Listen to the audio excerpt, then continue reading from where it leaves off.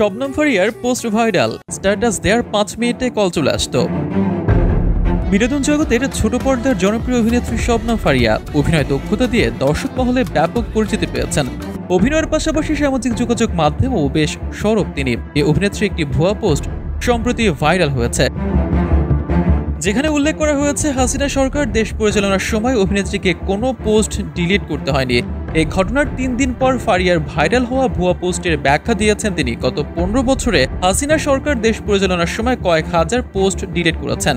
এই ভুয়া পোস্টের ছবি শেয়ার করে অভিনেত্রী লিখেছেন, আমি গত 3 দিন ধরে জ্বরে আক্রান্ত, আমি কোনো পোস্ট করিনি কোনো বিষয়ে, বিশেষ করে রাজনীতি বিষয়ক। এই পোস্ট সম্পূর্ণ এডিটেড, এর সঙ্গে আমার কোনো সম্পৃক্ততাই নেই।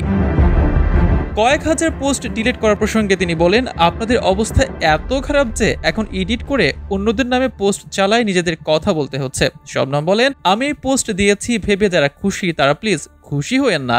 আবার লিখেছে 15 বছর নাকি কোনো পোস্ট ডিলিট করতে হয়নি, গত 15 বছরে কয়েক হাজার পোস্ট ডিলিট করতে হয়েছে। অভিনেত্রী বলেন, স্ট্যাটাস দেওয়ার 5 মিনিটে কল চলে আসতো, আপা ডিলিট করেন, সমস্যা হবে। অন্যদের মতো তেল মারতে পারিনি দেখে কোনো সুযোগ সুবিধাও পাইনি। তিনি বলেন, আমার আলো আসেনি, আর এমন কোনো স্টেটমেন্ট দিলে সেটি রাখার সাহস।